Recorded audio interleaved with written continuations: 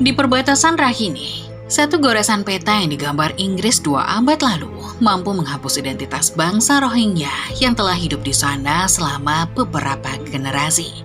Kini, Myanmar menyebut mereka pendatang. Bangladesh kebingungan menampung mereka. Dan dunia seringkali hanya fokus pada desa yang terbakar, bukan pada proses pelan yang membuat bangsa ini kehilangan satu sebagai manusia. Garis itu tidak pernah dipilih Rohingya, tapi garis itulah yang menentukan siapa yang dianggap sebagai warga dan siapa yang dianggap sebagai hama.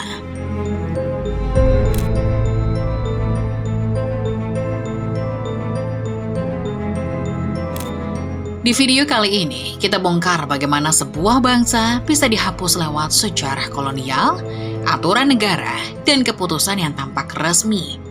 Serta, siapa yang sebenarnya diuntungkan ketika Rohingya dibuat tidak terlihat.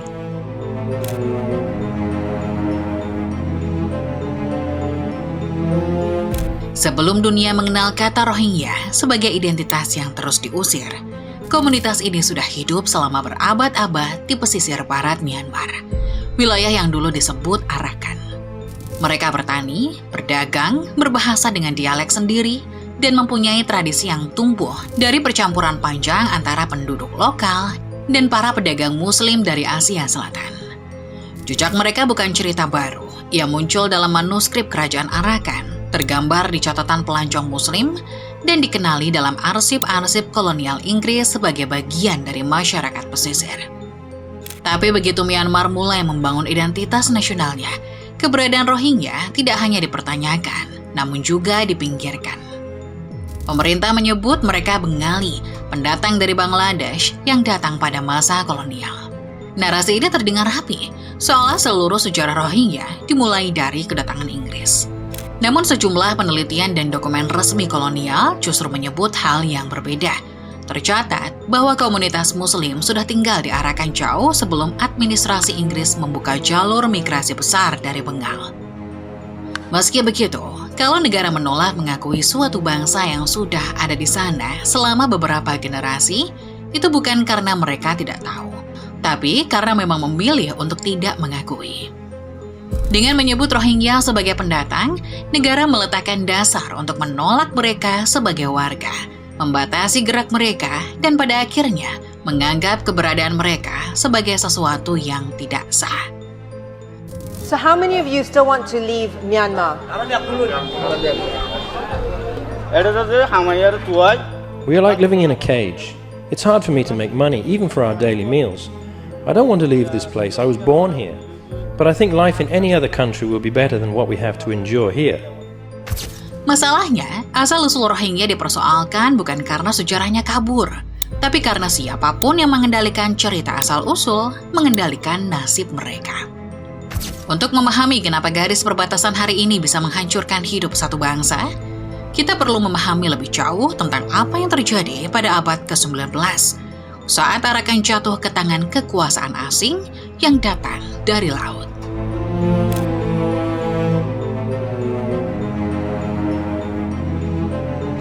Setelah Perang Inggris-Burma pertama, Perjanjian Yandabu tahun 1826 memaksa Raja Burma menyerahkan Arakan kepada Inggris.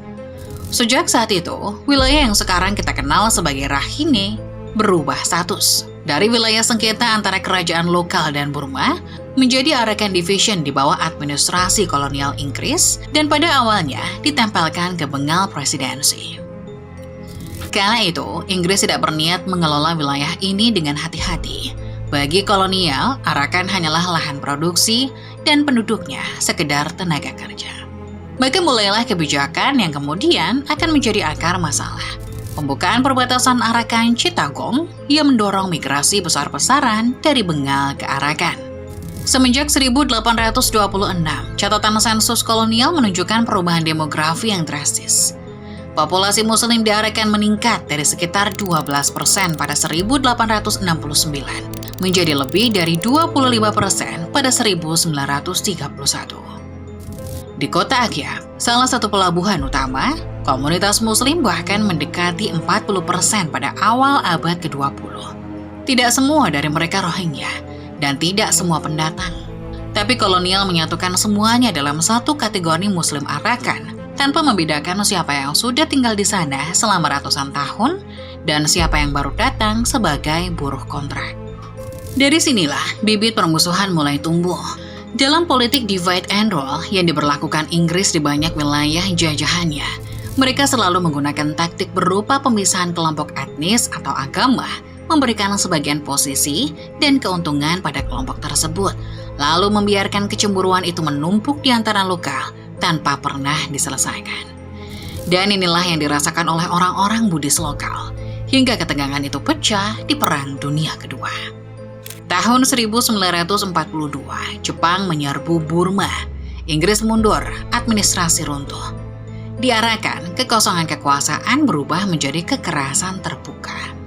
Di tahun yang sama, sejarah mencatat adanya tragedi kekerasan komunal di Arakan antara Buddhis Rakhine dan Muslim, termasuk mereka yang kini kita kenal sebagai Rohingya. Kedua pihak saling menyerang, meninggalkan jejak pembantaian. Puluhan ribu orang tewas dan banyak lainnya terpaksa mengungsi. Namun setelah Burma merdeka pun, konflik identitas di Rakhine tidak pernah benar-benar menghilang.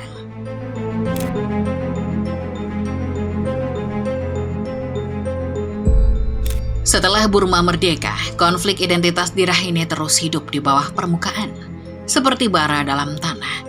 Tidak terlihat, tapi panasnya tidak pernah benar-benar padam. Hingga akhirnya tahun 1982 menjadi titik balik konflik identitas di Rakhine. Untuk pertama kalinya, negara memilih menyerang Rohingya bukan dengan peluru, melainkan dengan pasal. Di bawah rezim militer Jenderal Ne Win, Burma resmi menjadi Myanmar dan mengesahkan Citizenship Law 1982. Di permukaan, undang-undang ini tampak seperti aturan kewarganegaraan biasa. Namun isi undang-undang ini mengubah cara negara memandang jutaan orang yang tinggal di dalam perbatasannya sendiri. Undang-Undang 1982 membagi kewarganegaraan ke dalam 3 lapis: citizen, associate, dan naturalized. Setiap lapis punya hak yang berbeda. Warga penuh ditempatkan di puncak piramida, sementara 2 kategori lain dibiarkan di bawah dengan akses dan pengakuan yang terbatas. Sekilas, ini tampak hanya klarifikasi, tapi syarat untuk naik ke puncak piramida pun bisa dibilang tidak masuk akal.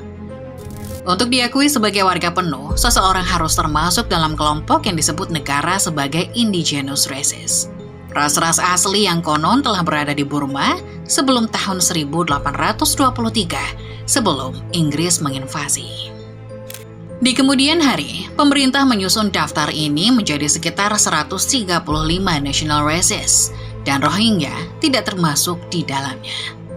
Akibatnya, sebagian besar Rohingya tidak memenuhi syarat sebagai warga penuh, dan banyak dari mereka jatuh ke dalam kategori manusia tanpa kewarganegaraan atau stateless. Sejak saat itu, hidup mereka mulai menyempit dengan cara yang pelan, sistematis, dan hampir tidak terdengar di luar Rakhine.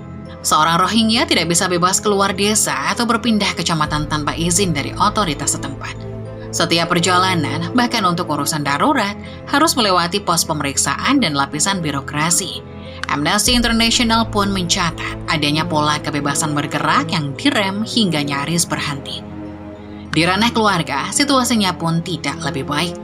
Di beberapa bagian Rakhine Utara, pasangan Rohingya dipaksa mengurus izin khusus untuk menikah. Prosesnya lama, mahal, dan penuh peluang penyalahgunaan. Dalam sejumlah kasus, otoritas lokal menerapkan aturan tidak resmi yang membatasi jumlah anak, bahkan sampai memunculkan istilah kebijakan 2 anak bagi Rohingya, yang kemudian dikecam keras oleh Human Rights Watch sebagai kebijakan yang diskriminatif dan melanggar hak asasi. Dokumen juga menjadi akar dari permasalahan akses ke sekolah dan fasilitas kesehatan. Tanpa kartu kewarganegaraan yang diakui, banyak anak Rohingya sulit melanjutkan pendidikan ke jenjang lebih tinggi.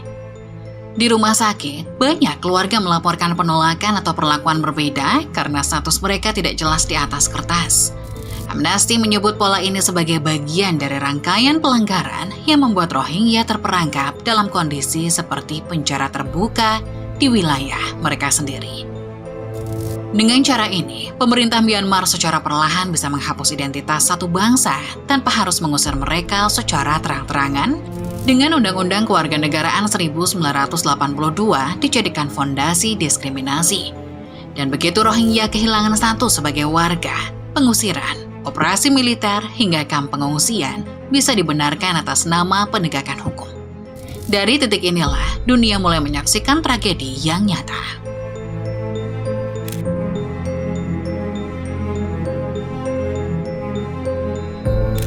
Setelah identitas Rohingya dihapus lewat Undang-Undang 1982, Rakhine berubah seperti api kecil di bawah abu.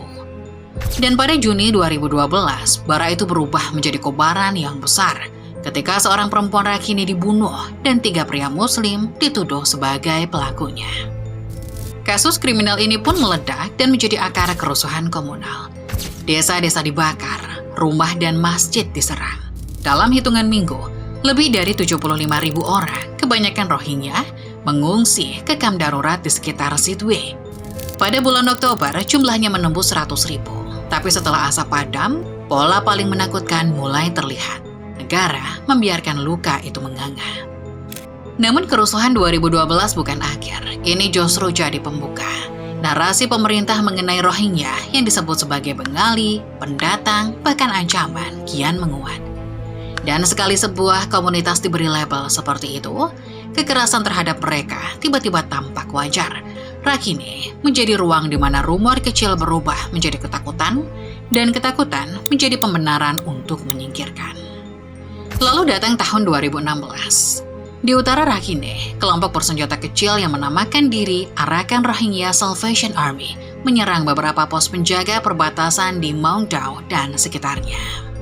Dan militer Myanmar tentu tidak menyanyiakan peluang terbuka ini. Mereka merespon dengan apa yang mereka sebut sebagai clearance operations atau operasi pembersihan. Dan seperti namanya, operasi ini adalah apapun yang dilakukan untuk membersihkan Myanmar dari Rohingya. Laporan seksi dan investigasi internasional menyebut desa-desa Rohingya dikepung, rumah dibakar, warga dipukuli, perempuan diperkosa, dan banyak orang ditembak ketika mencoba melarikan diri.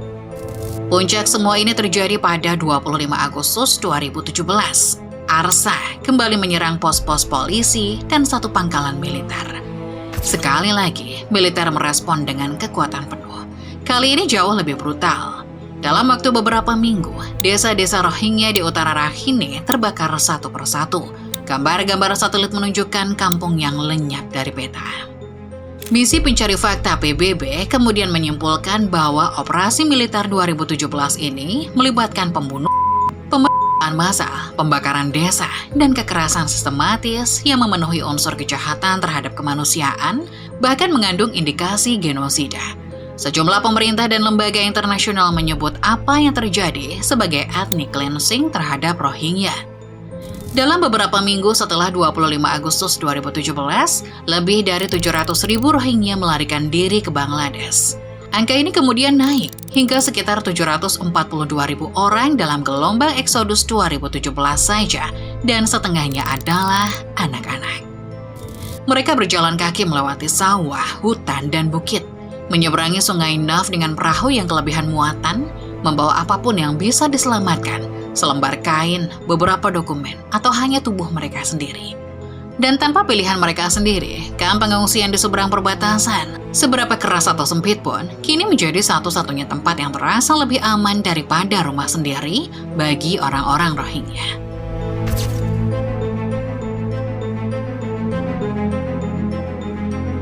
Ketika ratusan ribu Rohingya melarikan diri dari Rakhine pada 2017, mereka tiba di tempat yang awalnya hanya dimaksudkan sebagai penampungan sementara. Namun 7 tahun berlalu, dan tempat itu berubah menjadi sesuatu yang jauh lebih besar dari sebuah kamp. Kota tanpa nama berdiri di atas dataran sempit di Cox's Bazar, Bangladesh. Hari ini, lebih dari 1,1 juta jiwa bertahan di area hanya 23,6 km persegi. 33 kamp berdempetan dengan kepadatan yang mencapai 45 sampai 47 ribu orang per kilometer persegi. Setara bahkan melampaui kepadatan kota Manila, salah satu wilayah paling sesak di dunia. Dari udara, seluruh kamp tampak seperti lautan atap terpal yang mengalir menutupi bukit-bukit rapuh. Dari tanah, titik ini bukan cuma tempat singgah, tapi dunia baru yang tidak pernah diakui oleh negara manapun. Sebagian besar penghuninya adalah anak-anak. Banyak dari mereka lahir di kamp, belum pernah melihat tanah Rakhine, dan tumbuh tanpa konsep pulang. Mereka belajar di ruang belajar darurat tanpa akses pendidikan formal. Dokumen mereka tidak diakui Myanmar, sementara Bangladesh tidak memberikan mereka status warga. Mereka besar di ruang yang, secara hukum, tidak menganggap mereka ada. Dan seperti biasa, ketika pendidikan terganggu, masa depan ikut retak. Hal ini pun diperparah saat Program Pangan Dunia beberapa kali mengumumkan bahwa mereka terpaksa mengurangi jatah bantuan untuk seluruh pengungsi Rohingya. Ransum yang sebelumnya setara dengan $12,50 per orang per bulan, terpaksa dibangkas menjadi sekitar $6 saja karena dana yang menipis. Dari sini, banyak keluarga mulai mencari cara bertahan baru. Ada yang bekerja secara ilegal di luar kamp, ada yang mengambil resiko menyelundup ke negara tetangga, ada yang tergoda jaringan perdagangan manusia dan memanfaatkan rasa putus asa atas kehidupan kamp. Dan hal itu masih terjadi sampai detik ini.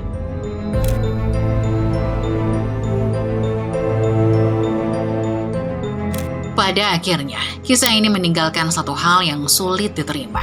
Betapa mudahnya sebuah bangsa bisa tersingkir ketika negara menginginkannya.